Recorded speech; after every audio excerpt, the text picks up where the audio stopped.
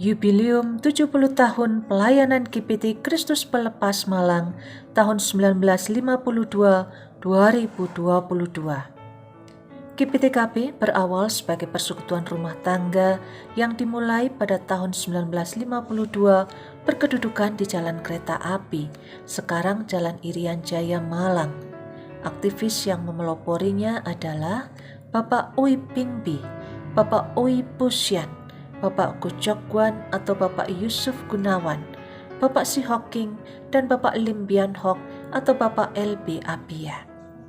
Setelah persekutuan rumah tangga tersebut berkembang, dibangunlah gedung gereja permanen di Jalan Grajen 2, sekarang Jalan Sartono SH, di bawah naungan Gereja Betel Injil Sepenuh atau GBIS.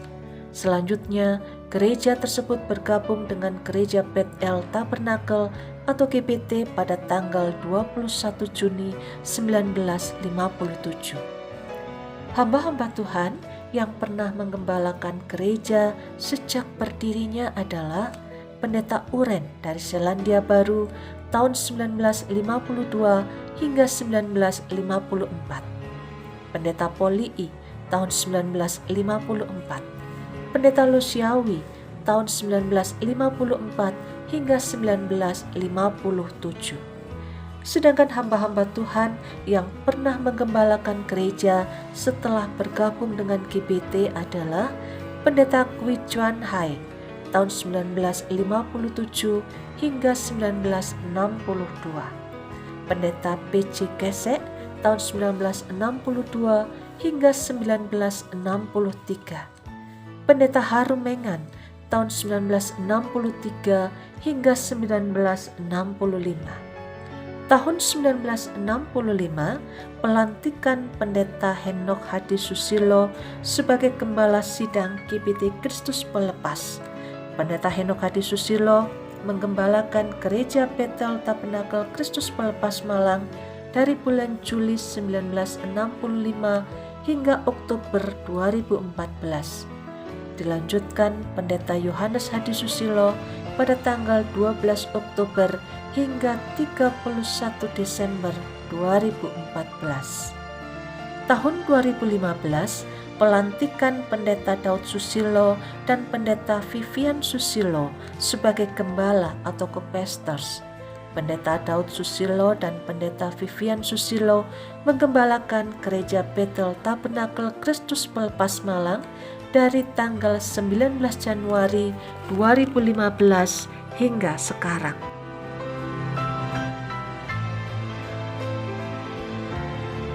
Pelantikan Pendeta Henok Hadi Susilo sebagai gembala pada tanggal 15 Agustus 1965.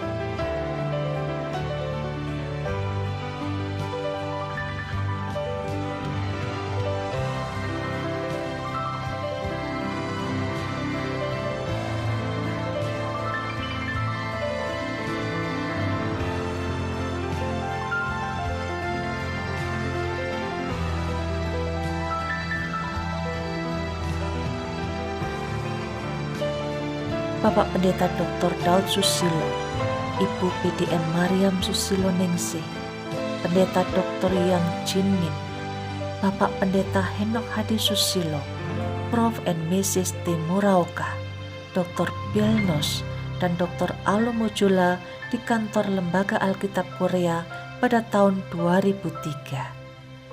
Pelantikan Pendeta Yohanes Hadi Susilo di depan peti jenazah almarhum Pendeta Henok Hadi Susilo pada tanggal 12 Oktober 2014. Pelantikan Pendeta Daud Susilo dan Pendeta Vivian Susilo sebagai gembala atau co-pastors pada tanggal 19 Januari 2015. Berikut berbagai pelayanan yang sudah dilakukan oleh Pendeta Dr. Daud Susilo dan Ibu Pendeta Dr. Vivian Susilo hingga tahun 2022. Doa puasa dan seminar Alkitab MPD 3. Berikut adalah berbagai kegiatan pelayanan yang dilaksanakan oleh GBT Kristus Pelepas di sepanjang tahun 2018.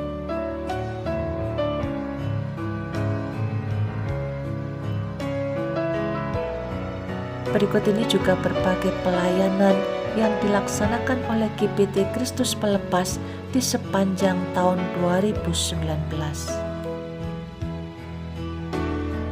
Di tahun 2020, kita merayakan 40 tahun pernikahan Bapak Pendeta Daud Susilo dan Ibu Pendeta Vivian Susilo, sekaligus merayakan 5 tahun pelayanan Bapak Pendeta Daud Susilo dan Ibu Pendeta Vivian Susilo.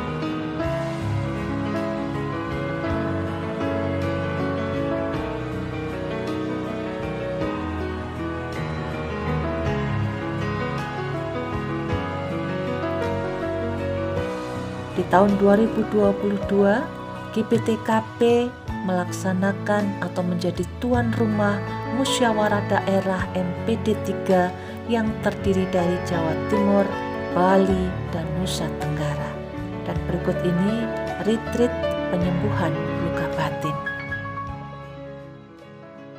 Dalam buku Bertumbuh dalam Firman, Bunga Rampai Warta Sabda yang ditulis oleh Pendeta Daud Susilo sebagai ucapan syukur 70 tahun pelayanan GPT Kristus Pelepas Malang 1952-2022, terdapat testimoni yang ditulis oleh 4 orang hamba Tuhan. Berikut testimoni dari Pendeta Emeritus Cornelius A. Setiawan, DTH. Beliau mantan Ketua Umum Sinode GKT dan mantan Ketua serta dosen Perjanjian Baru STT Alete Yalawang. Buku Bertumbuh dalam Firman menunjukkan kepakaran Pendeta Dr. Daud Susilo yang berkecimpung puluhan tahun di bidang penerjemahan Alkitab, baik di tingkat nasional maupun internasional. Khotbahnya sangat biblikal dan menggunakan bahasa yang sederhana serta mudah dimengerti. Hal ini tentunya kontras dengan kenyataan hari ini, di mana kita agak jarang mendengar khotbah biblikal. Bukan hanya mengajarkan Alkitab, tetapi saat berkhotbah dari perumpamaan orang Samaria yang baik hati, beliau juga menyisipkan metode menafsir perumpamaan dengan benar. Bahkan beliau juga memakai tokoh-tokoh seperti John Sung sebagai teladan dan juga beberapa tokoh Kristen yang mengabdi untuk negara secara nasional, sehingga khotbahnya dapat teraplikasi dengan baik. Kehadiran buku ini tentunya akan banyak membantu hamba-hamba Tuhan dalam menyiapkan firman Tuhan dan membawa berkat bagi anggota gereja yang rindu mendalami firman Tuhan. Kiranya Allah dimuliakan melalui buku ini. Soli Deo Gloria. Berikut testimoni Pendeta Asikor P. Sitanggang, PhD. Beliau dosen Perjanjian Baru dan Kaprodi S3 STFT Jakarta serta Gembala GPI Logos Kelapa Gading, Jakarta. Buku ini merupakan kumpulan khotbah dari sang penulis. Namun yang menjadikannya unik dan menjadi salah satu nilai lebihnya adalah bahwa buku ini tidak disusun berdasarkan teks khotbah yang ditulis oleh penulis, melainkan berdasarkan catatan dari anggota jemaat yang mendengarkannya.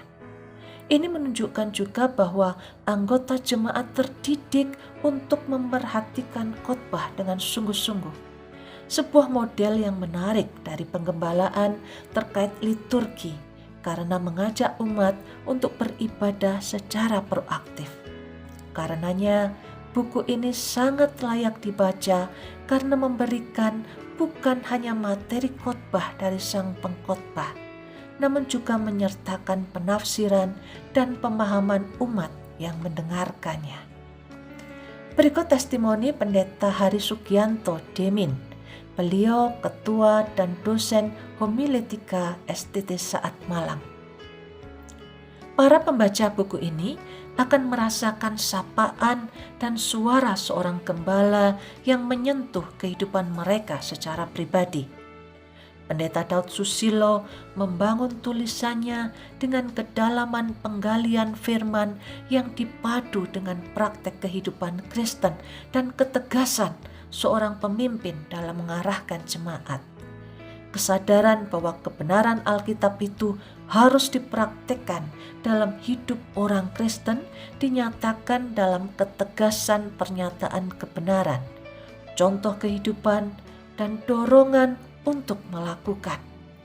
Tidak berhenti sampai di situ. Para pembaca juga diberi kesempatan untuk merefleksikan firman itu dalam hidup mereka secara pribadi. Sebab penulis merindukan para pembaca bertumbuh dalam firman. Selamat membaca, selamat merenungkan, selamat bertumbuh. Dan berikut testimoni Pendeta Pratama Tommy Handaka Patria MTH, Tenaga Injil Lintas Budaya di Kamboja. Khotbah-khotbah dalam buku ini sangat inspiratif, memperkaya wawasan, namun dituturkan dalam bahasa yang mudah dimengerti.